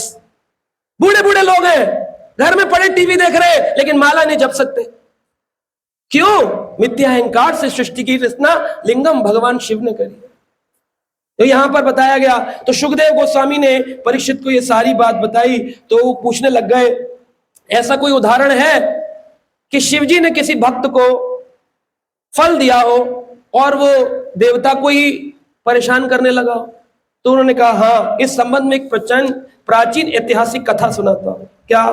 बोले, व्रको नाम सुरम पुत्रम शकुने पथि नारदम दृष्टामाशुतोषम प्रपच्छ देवेशो त्रिषु दुर्मति। शिवजी की एक घटना बताई। बोले, देवताओं में ब्रह्मा जी और शिव जी इतने ऊंचे देवता हैं, लेकिन ये इतने निर्मल हृदय के हैं कि ये संसार के झूठे लोगों की बात को समझ ही नहीं पाते हैं। और ये गलती कर बैठते हैं, ऐसे लोगों को धन दे देते हैं जिनको धन की जरूरत नहीं होती है। इतने कृपालु हैं, एक लोटा जल और दूध पर लोगों को धन दे देते हैं और उसी धन से फिर लोग दूसरों को रौंदते हैं, अपना अपना रौब दिखाते हैं, अपनी हिटलरगिरी दिखाते हैं, अपनी बॉसगिरी दिखाते हैं, अपनी ओनरशिप दिखाते हैं। क्यों करते हैं ऐसा? कहे उदाहरण, बोले हाँ, व्रको नाम असुरम, एक असुर था, राक्षस, उसका नाम था व्रक। किसका पुत्र था? पुत्र शकुने, उसके पिता का नाम था शकुनि। तो ये शकुनी का जो पुत्र था वृक असुर, इसमें कहा वे अपनी पूजा करवाने वालों से रंच मात्र भी कुपित नहीं होते हैं। तो नारद जी के पास गया था वृकासुर, उसने पूछा ऐसा कोई देवता बताओ जो जल्दी से मेरी इच्छा पूरी कर दे। तो उन्होंने कहा देखो, रावण, बाणासुर, ये सब शिव जी के भक्त रहे हैं, तुम भी किसके भक्त बनो? शिव जी के भक्त। और शिव जी के जाकर भजन करो। शिव जी कहाँ मिलेंगे? बोले कैलाश पे मिलेंगे। कैलाश चला गया वृकासुर, और कैलाश पे जाकर आप तो खाली लोटा जल, धतूरा, भांग, पत्र चढ़ाते हो, बेलपत्र, सिंदूर, रोली, केला, लड्डू, आलू, बस। उसने तो अपने शरीर का मांस काट काट के चढ़ाना प्रारंभ किया। केदारनाथ नामक पवित्र स्थान, अभी केदारनाथ में आजकल हड़ताल चल रही है, लेकिन केदारनाथ धाम, बद्रीनाथ, केदारनाथ में जाकर मांस चढ़ाया शिव जी के ऊपर, और शिव मुख पर आहुतियां देने लगा, शिवलिंग के ऊपर जो ऊपर होता है। सिंबॉलिकली शिवलिंग जो है वो दिखाता है पुरुष और प्रकृति के मिश्रण से, ये प्रकृति का ज्योति स्वरूप है। आप देखिए, जब दिया होता है, दिए के अंदर भी एक ज्योति होती है, दिए में ज्योति होती है। तो शिव जी क्या बता रहे? अशिवम, वैरागी कैसे बनोगे? लाइट, एनर्जी, थॉट, ज्ञान, ये लो शिव जी से। तो दिया, ऊपर ज्योति, क्या है? ज्ञान की ज्योति, यह है शिवलिंग सिंबॉलिकली। और पुरुष और प्रकृति, योनि और लिंग, इन दोनों के मिश्रण से प्रकृति बनती है। इन दोनों सिंबल को प्रकट करते हुए उसने खूब सारे कुल्हाड़ा उठा उठा के अपने पैर के मांस, कुल्हाड़े से मांस काटता था, पैर का, हाथ से मांस काटता था। ऐसी उसने हालत कर दी कि असुर को आत्महत्या करने जैसा भाव उत्पन्न होने लगा। लेकिन तभी भगवान शिव ने उसकी बाह पकड़ ली, बोले बस वृकासुर, और कितना कितना मांस चढ़ाएगा मुझ पर? रावण ने सर काट के चढ़ाए थे, वृकासुर ने मांस काट के चढ़ाया। शिव जी ने उससे कहा, हे मेरे मित्र, क्या कहा? मित्र, बस करो, बस करो, बस करो, मैं थक गया हूं तुम्हारे इस वैराग्य को देखकर। तुम्हारी वृथा ही अपने शरीर को इतनी पीड़ा पहुंचानी पड़ी। मेरी तो शरण में कोई आकर एक बार कह दे मैं शिव आपका हूं, मैं तो उसको सब कुछ दे देता हूं। तुमने इतना सब क्यों कर डाला? बोलो क्या इच्छा है? बोले अपनी इच्छा थोड़ी डिफरेंट है। बोले क्या है? बोले तुम्हारी पत्नी बहुत सुंदर है, पार्वती, इससे शादी करूंगा। सोचो, भवानी के पास ही पहुंच गया लेने के लिए, प्रकृति से टक्कर लेने। आदमी यही तो करता है, अहंकार में इतना बढ़ता, कहता है पैसे से भगवान खरीदा जा सकता है। आजकल लोग लिखते हैं किसमें सबसे बड़ी पावर है? गन, मनी और पेन। कलम में शक्ति ज्यादा है, पैसे में शक्ति ज्यादा है, या बंदूक में शक्ति ज्यादा है? तो लोग बोलते हैं कि पैसे से कलम भी खरीदी जा सकती है और बंदूक भी खरीदी जा सकती है, इसलिए पैसे में शक्ति ज्यादा। लोग ऐसा बोलते हैं। Vitamin M, money vitamin is the biggest vitamin of this world. लेकिन ऐसा नहीं है, भगवान की शक्ति सबसे बड़ी शक्ति है। बड़े बड़े पैसे वाले और शक्तिशाली लोग वो धराशायी हो जाते हैं। उस वृकासुर ने बोला मैं पार्वती से शादी करना चाहता हूं। शिव जी बोले अरे ये क्या कह रहे हो, ऐसा तो हो ही नहीं सकता। बोले आपने तो कहा था कि मैं तुम्हारी इच्छा पूरी करूंगा, आप मेरी इच्छा पूरी करिए, आप मेरे गुरु हैं, मेरे भगवान हैं, आप ऐसे नट नहीं सकते अपनी बात से, मुझे प्रूफ करके दिखाइए। भगवान बोले कुछ और मांग लो। बोला ठीक है। अब असुर था, राक्षस लोग क्या करते हैं? टेक्निक लगाते, बुद्धि लगाते हैं। उसने अपनी प्रेयर ही बदल डाली। बोला अच्छा, अगर आप पत्नी नहीं दे सकते हो, ऐसा वर दो कि जिसके सर पर हाथ रखूं वो जलकर भस्म हो जाए। तो उसने ये मांग लिया, यस्य यस्य करम शीर्षम धास्यम ते मित्रतम इति ही, जिसके सिर पर हाथ रख दूं शीर्षः वो ध्वस्त हो जाए, ऐसा वरदान। शिव जी बोले एवं अस्तु हो, ऐसा ही होगा। तो शिव जी तो खोलकर बड़े प्रसन्न मुद्रा में बैठ गए। ये भाई साहब जो थे वृकासुर शिव जी के पीछे पड़ गए। शिव जी बोले मेरे पीछे क्यों आ रहा है? कहा तुम्हारे को भस्म करूंगा, फिर तुम्हारी पत्नी से शादी करूं। पॉइंट वही है मेरा, तुम्हारी पत्नी से शादी करूं। शिव जी बोले तो बड़ी गड़बड़ है। अब देखिए इसमें लिखा है, देवता का दर्शन ना पाकर वृकासुर हताश हो गया था। उसने कुल्हाड़े से अपने शरीर के मांस को काटा। भगवान प्रकट हुए और उन्हें जब वर दिया तो शिव जी को ही उसने मारने की कोशिश करी और शिव जी को अपने किए गए वरदान से भय हो गया। हाय हाय, किस पागल को मैंने वरदान दे दिया। भगवान धन देकर के शिव जी रोते, अरे शराब पी रहा है पैसे पाकर, ओ भोले बाबा पैसा देते। भोले बाबा ने पैसा दे दिया, रात को चियर्स पार्टियां चल रही है। हाय किसको दे दिया मैंने, रो रहे हैं शिव जी, किसको दे दिया मैंने, वाह। वो तो हम देख नहीं पाते कि शिव जी रो रहे हैं। शिव जी को अपने किए गए कर्म से भय होने लगा। बोले ये मैंने क्या किया, स्वम हस्त, मैंने अपने हाथ से गलत काम कर दिया। यानी आ बैल मुझे मार, मैंने ये कर दिया, ये क्या कर डाला मैंने, अब क्या करूं। तो असुर उनके पीछे पड़ा। शिव जी पहले तो धीरे धीरे चल रहे थे, फिर भय से कांपते हुए वो पराधावान, बहुत जोर के दौड़ने लगे। वे पत्थु कांपते हुए परावाधान, धाव कर रहे, भाग रहे, तेज तेज भागने लगे। सोचिए जिस भगवान को हम जल चढ़ा रहे हैं वो एक राक्षस उनके पीछे पड़कर उनको भगा रहा है। वो शिव जी भाग रहे हैं, क्यों, क्योंकि बेचारे भोले हैं, भोले बाबा भोलेनाथ, उनका दुरुपयोग मत करो जैसे इस असुर ने किया। शिव जी समस्त अंधकार के परे वैकुंठ के तेजस्वी धाम पहुंच गए। कहां पहुंचे, अंदर नहीं घुसे, गेट पर पहुंचे, जहां साक्षात भगवान नारायण प्रकट होते हैं। वहां जाकर फिर से कोई नहीं लौटता। श्रीधर स्वामी कहते हैं शिव जी कौन से धाम गए थे, श्वेत दीप धाम गए थे। वैकुंठ के कई सारे गेट है ना, क्षीर सागर, तो श्वेत दीप धाम नामक क्षीर सागर पर पहुंचे शिव जी। उसके भीतर प्रवेश नहीं किया और बाहर स्थल पर खड़े होकर जोर जोर से चिल्लाने लगे, हरे कृष्णा कृष्णा कृष्णा हरे हरे, हरे राम हरे। जब उन्होंने इस प्रकार किया, आवश्यकता मांगी कि मेरी को सहायता की आवश्यकता है, भगवान ने कहा ठीक है मैं कुछ करता हूं। भगवान ने एक ब्रह्मचारी छात्र का रूप धारण किया। भगवान कृष्ण ने ब्रह्मचारी छात्र, एक छोटे से ब्रह्मचारी डिवोटी बन गए और मेखला पहन ली, एक मर्ग चर्म डाल लिया, दंड ले लिया और जप माला ले ली और जप करते हुए शिव जी को बोला तुम यहीं रुको मैं जाता हूं। वृकासुर आ रहा था पीछे से भागता हुआ, भगवान पहुंच गए। नारायण, अपना ही नाम ले रहे, नारायण नारायण। विष्णु चक्री ठाकुर ने लिखा है, वेशधारी भगवान नारायण के मुख से निकले इन शब्दों को सुनना चाहिए। क्या है, उन्होंने कहा चूंकि तुम शकुनी के पुत्र हो, अत्यंत ज्ञानी हो, तपस्वी हो, मुझसे युवक ब्रह्मचारी से सत्कार किए जाने के पात्र हो, मैं तुम्हारा सत्कार करना चाहता हूं। तो भगवान ने एक असुर का सत्कार किया। कभी भी किसी को रोकना हो तो कौन सी भाषा बोलनी चाहिए, मीठी भाषा। लेकिन हम लोग क्या करते हैं, कड़वी भाषा बोलते हैं। मीठी भाषा बोली।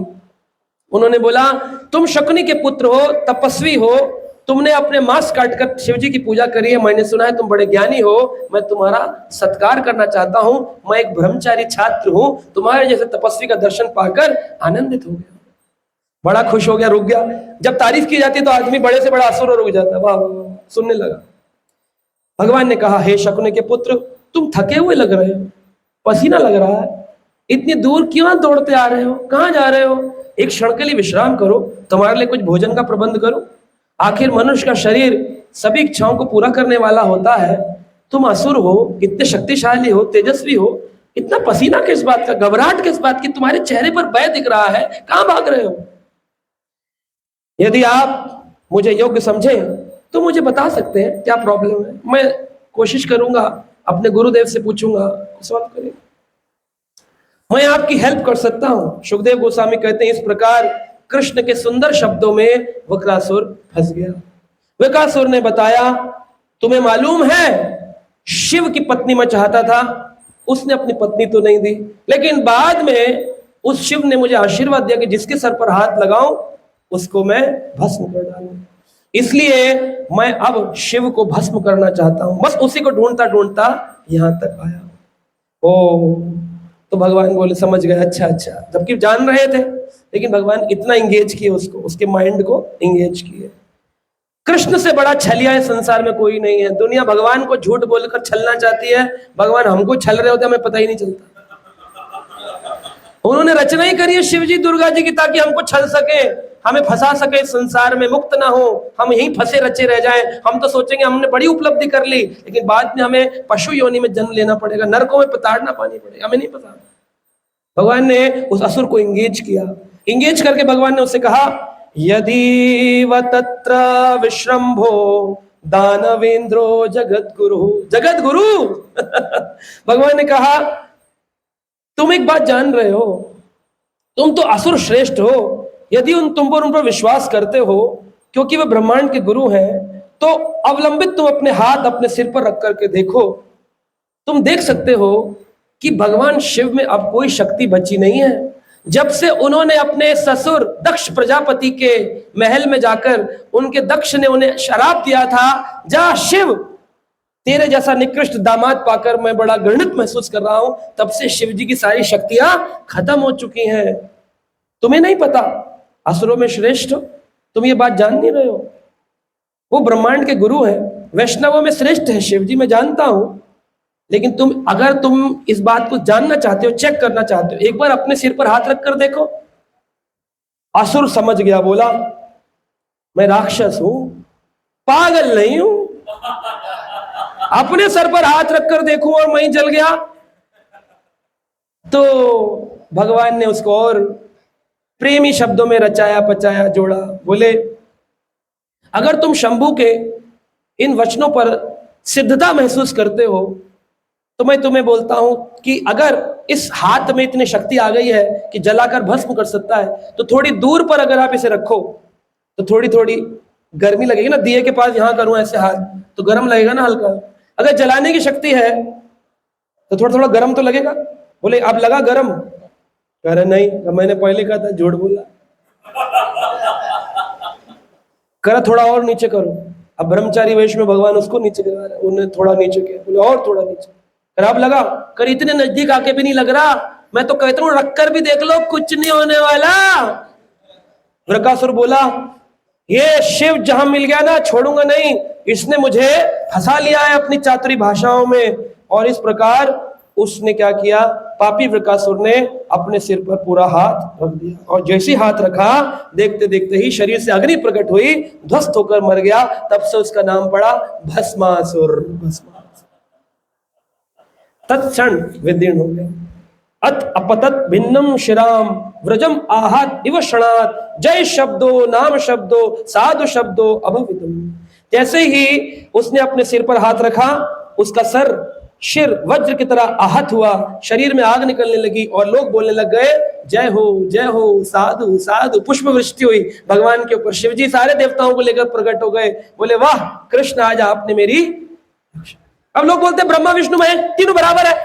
अरे आपको नॉलेज नहीं है। Do not do all this contradictional talks, go and study first and then you will understand. There is no one equivalent to Krishna. Who is saying? Lord Shiva is saying. Shiva ji ने पद्म पुराण में, रामचरितमानस में, हर जगह इस बात का गुण गाया है। महामंत्र जाय जपे महेशु। महेश जी भी महामंत्र का जप करते हैं। शिव जी कहते हैं, आराधना नाम सर्वेशाम विष्णु आराधना नाम परम, तस्मात् परतरम देवी तद्या नाम समर्चनम। पद्म पुराण। तुलसीदास जी कहते हैं, शिवजी ने पार्वती को कहा, सुनो उमाये अनुभव अपना, सत हरि भजन जगत सब सपना। तो इस प्रकार यह लीला इस बात को स्थापित करती है, शिवजी को खतरे से बाहर निकाला था ठाकुर जी ने। ये कृष्ण के लीला चरित्र के 10वें स्कंद भागवत के 88वें अध्याय के अंदर ये लीला व्यक्त, भागवत की लीला है। लोग भागवत कथा सुनने जाते हैं, पता ही नहीं होता क्या है, पता ही नहीं होता उनको क्या सुनकर आ रहे, बेचारे नाच गा के होली में ना उत्सव मना के आ जाते हैं। भागवत सुनकर उनका दिल नहीं बदला, उनका ट्रांसफॉर्मेशन नहीं हुआ, तो आपने क्या सुना, क्या पढ़ा? लोग नकली पैसा लेकर के, अरे महाराज जी आ रहे हैं, बड़े दूर से आए हैं, लोग कथा सुनाते हैं, उसमें शिव जी के भजन चल रहे हैं, राधा जी के भजन चल रहा है, डिस्को चल रहा है, म्यूजिक चल रहा है। लोग कह रहे बड़ी अच्छी कथा हुई जी हमारे एरिया में, क्या माला करी? ये क्या होती है, ये क्या होती है? भागवत का प्रमाण ही है हरिनाम संकीर्तनम यस्य सर्व पाप प्रणाशनम प्रणामो दुख शमनस्तम नमामि हरि परम। अगर कोई व्यक्ति भागवत सुनकर जप नहीं करता, उसने भागवत का कभी सुना ही नहीं है, व्यर्थ गया, कान वेस्ट हो गए उसके, वेस्ट हो गया उसका जीवन। तो इस प्रकार इसके अंदर बताया पूर्ण पुरुषोत्तम भगवान ने खतरे से बाहर किए हुए गिरीश, भगवान का एक नाम है गिरीश, क्योंकि गिरी पर्वत के राजा है, कैलाश के गिरी यानी पर्वत, ईश यानी राजा, गिरीश भगवान का नाम है। तब पूर्ण पुरुषोत्तम भगवान ने खतरे से बाहर हुए गिरीश को संबोधित किया, हे महादेव, मेरे प्रभु, मेरे देखो ना यह दुष्ट व्यक्ति अपने ही पाप के फलों से किस तरह मारा गया। निस्संदेह यदि कोई जीव महान संतों का अपमान करता है तो वह सौभाग्य की आशा कैसे कर सकता है। तो उसने क्या किया था, वृकासुर ने क्या किया, शिव जी का क्या किया। तो शिव जी कौन है, क्या बोल रहे हैं यहां पर, जो वैष्णवों के प्रति अपराध करते। शिव जी को क्या बोला, क्या बोला, मैंने नहीं बोला, कृष्ण कह रहे हैं, हतो को नाम हत विषीतम जन्मत्तम कतः किल विषम अहो देवो महादेवो पापोयम स्वयं पापोयम। तो यहां पर उन्होंने क्या कहा, उनको एक वैष्णव कहा एक वैष्णव के प्रति अगर कोई अपराध करता है तो वो कैसे बच सकता है। आप तो पूरे ब्रह्मांड के गुरु हैं, शिव जी आप तो परम गुरु हैं जो सब लोगों को मेरी भक्ति सिखाते हैं, फिर भी मेरे तुम्हारे ऐसे मूर्ख फॉलोवर होते हैं, शिव जी को बोले, जो समझ नहीं पाते हैं। आप तो महान गुरु हैं जो सबको मेरी भक्ति सिखाते हैं, फिर भी आपके ऐसे मूर्ख वृकासुर जैसे फॉलोवर होते हैं जो समझ नहीं पाते हैं और आपके प्रति अपराध करने के कारण अपने कर्मों के फल से जीवन भर कष्ट पाते हैं। तो तीन प्रकार के कर्म फल बता दिए, एक तो हो गया अपने कर्मों का फल, दूसरा हो गया भगवत कृपा से शुद्धिकरण का फल, और तीसरा हो गया वैष्णवों के प्रति, शिव जी के प्रति अपराध किया। अगर शिव जी के प्रति अपराध किया तो भी क्या होगा, दंड मिलेगा। वैष्णव अपराध कर, शिव जी के प्रति अपराध भी नहीं करना है और शिव जी को भगवान भी नहीं बोलना है। कौन है, परम गुरु है। किसने कहा, कृष्ण ने कहा, भागवत में कहा। इस प्रकार इसको पूरा करने के बाद में श्रीधर स्वामी कहते हैं, इस अध्याय के समापन में इस कथन के साथ में करता हूं, भक्त संकट मोलक्यम कृपा पूर्णम अदम्बुजहम गिरित्रम चित्रवाक्यत्वम मोक्षमासम केशवः। जब भगवान केशव ने देखा उनके भक्त पर संकट आया है, कौन से भक्त पर, हाँ जी, नहीं बोलते हैं आप लोग, पीछे वाले कह रहे हमें पता ही नहीं क्या हो रहा है, किससे भक्त पर संकट आया था। हाँ, जब भगवान केशव कृष्ण ने देखा उनके भक्त पर संकट आया है तो उनका कमलवत हृदय अनुकंपा से भर गया। इस प्रकार उन्होंने शिव को अपने वाक्पटु शब्दों से, परिणाम से उबार लिया, जो फंस गए थे उससे बाहर निकाला। तो ये श्लोक है, भक्त संकट मालुक्यम कृपा पूर्णम हृदय अम्बुजहा गिरित्रम चित्र वाक्यत्वम मोक्षयामास केशवः। कृष्ण भगवान ने शिव जी को मुक्त किया संकट से मुक्त किया। तो शिव जी कोई छोटे मोटे व्यक्ति नहीं है, निकृष्ट नहीं है, भगवान के परम बंधु हैं, परम प्रेमी हैं। सदा कैलाश पर जाओ तो क्या करते हैं, हरे कृष्णा कृष्ण कृष्ण हरे हरे, हरे राम तो भगवान के परम भक्त शिव जी सदा भगवान का चिंतन भजन कीर्तन करते रहते हैं। देखिए शास्त्रों में एक छोटी सी बात बताकर मैं आज की कथा को पूर्ण करूंगा। भगवान कृष्ण की नयन आंखें बड़ी मोहक है। आप देखिए शिव जी भी आंख बंद करके सदा ध्यानस्थ मुद्रा में भगवान का चिंतन करते हैं। एक बार पार्वती ने पूछा, आप आंख बंद करके किसका ध्यान करते हैं? तो शिव जी ने कहा था, रामेति रमेति, क्या बोला, रामेति रमेति राम नाम मनोरमे सहस्त्र नाम तत्तुल्यम राम नाम वरानने। राम जी का चिंतन करता रहता हूं, सदा चिंतन करता हूं। 1000 विष्णु के नाम के बराबर एक राम का नाम है, और 3 राम नाम के बराबर एक कृष्ण नाम है। जिसने जीवन में एक बार कृष्ण कह दिया, उसने 3000 बार विष्णु सहस्त्र नाम का पाठ कर लिया। शिव जी ने ये बात बताई। तो आप बोलेंगे भगवान किस प्रकार के भक्तों से रिझ जाते हैं? क्या वृकासुर की तरह हमें भी भक्ति करनी पड़ेगी? भक्ति का क्या स्टैंडर्ड होना चाहिए कि भगवान हमसे प्रसन्न हो? ये तो हमें समझ में आ गया कि दुख देते हैं, ये करते हैं, वो करते हैं, लेकिन भक्ति कैसे करनी चाहिए? बड़ी ही साधारणता सी बात है। आपको ज्यादा कुछ नहीं करना कृष्ण भक्ति में, केवल आपको एक निष्ठ होकर कृष्ण को अपने जीवन में जोड़ना। एक फोटो लगा लीजिए, उनको सुबह शाम अगरबत्ती दिया करिए, और हाथ में एक माला ले लीजिए जो आज हम यहाँ पर लेकर आए हैं। अगर आप लेना चाहें तो हमसे ले सकते हैं, और उससे जप करना शुरू कर दीजिए। 1 माला 2 माला जो आपका मन करता है। एक माला को करने में 5 मिनट लगते हैं, 5 मिनट्स। 5 मिनट में आपका उद्धार का द्वार खुल जाएगा। और भगवान के छोटे छोटे भजन सुनने हैं, कथा सुननी है और बोलनी है। तो हमारी कथाएं ऑनलाइन आती रहती हैं रोज, तो वो आप सुन सकते हैं, और उनको सुनकर के आप अपने जीवन को सार्थक बना सकते हैं। कुछ नहीं करना, इसमें हम पैसा नहीं मांग रहे आपसे। 500 रुपये कोर्स फी, 3000 रुपये कोर्स फी, तभी मैं आपको आर्ट ऑफ ये सिखाऊंगा, आर्ट ऑफ वो, कुछ नहीं सिखाऊंगा। मैं आपको सिंपल सा शास्त्र बताऊंगा जिससे आपका जीवन बदल सकता है। एक सब्जी बेचने वाले की कन्या थी। कौन थी?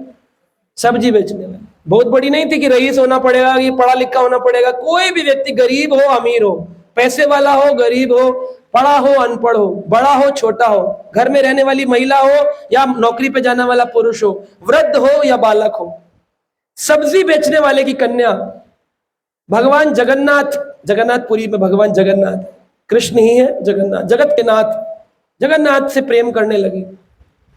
रोज भगवान जगन्नाथ जी को जाकर के देखती थी, दर्शन करती थी। और जगन्नाथ जी के एक प्रेमी भक्त हुए जिनका नाम था श्रील जयदेव गोस्वामी। जयदेव गोस्वामी ने एक रचना लिखी है जिसका नाम है गीत गोविंद। गीत गोविंद, उस गीत गोविंद में अष्टपदियां हैं। अष्टपदी यानी 8 पद के कई सारे चैप्टर्स, अष्टपदियां हैं। वो ऐसी है कि उसका प्रवचन नहीं हो सकता। गीत गोविंद पर प्रवचन नहीं हो सकता। अगर कोई करे भी तो वो इधर उधर की बात करेगा, पर नहीं सकता, क्योंकि गीत गोविंद भगवान की गुह्यतम अत्यंत अंतरंग उत्कृष्ट लीलाओं का उसके अंदर वर्णन है जो समझ से परे है। इसलिए उसको बोलना, पढ़ना, समझना बहुत मुश्किल, लेकिन गाया जा सकता है। तो रोज जगन्नाथपुरी में दुनिया तो श्रृंगार करती है सुबह उठ के, लेकिन जगन्नाथ जी श्रृंगार करते सोने से पहले। सोने से पहले भी श्रृंगार करते, इसलिए भगवान जगन्नाथ का एक नाम है श्रृंगार ठाकुर। उनका बहुत श्रृंगार होता है, कई वेश लगाए जाते हैं, 24 से अधिक वेश साल भर में उनको लगते हैं। तो श्रृंगार ठाकुर जो है हमारे ठाकुर जी, गोपाल जी, कृष्ण, कन्हैया, जो भी कहे, तो जगन्नाथ जी के लिए गीत गोविंद गाया जाता है। तो कन्या ने सुना और बड़ी प्रेरित हो गई, और वो गीत गोविंद गाने लग गई। बहुत कुछ नहीं करना होता है भगवान को प्रेम करने के लिए कि प्रभु जी तपस्या करनी पड़ती है, हमने सुना 4 धाम जाना पड़ता है। कुछ नहीं करना, जहां हो वहीं रहो, ना कुछ छोड़ो ना कुछ खरीदो, बस मुख से जिभ का इस्तेमाल करो और बोलो हरे कृष्णा कृष्णा कृष्णा हरे हरे, हरे राम राम राम हरे हरे। बस इतना करना। तो लड़की गीत गोविंद गाने लगी। एक पद में सुनाऊंगा, 2 लाइनें। गीत गोविंद गाने लगी। क्या गाती है? धीर समीरे यमुना तीरे वसति वने वनमाली। धीर समीरे यमुना तीरे वसति वने वनमाली। बोलिए धीर समीरे यमुना तीरे वसति वने वनमाली। गोपीना पयोधर मर्दन चंचल कर युगशाली। ओ गोपी पीन पयोधर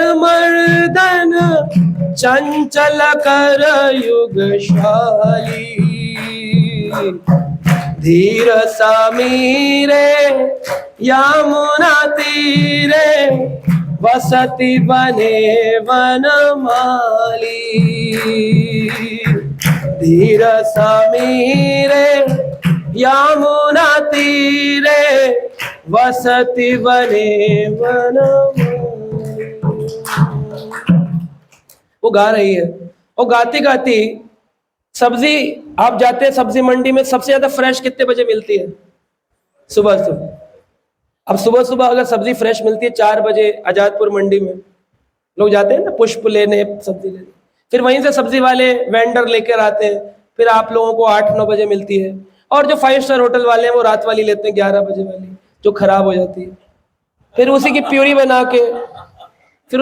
बना के आपको खिलाते हैं। मैकडोनल्ड्स से हमारे कई लोग हैं जो काम करते हैं, वो बताते हैं हमको ऑर्डर होता है सस्ता टमाटर सस्ता आलू लेना है, तो जो सुबह सुबह लेते हैं वो फ्रेश होती है, जो रात को लेते हैं वो होटल्स वाले होते हैं, 5 स्टार वाले हो, जो भी हो, कहीं के भी हो।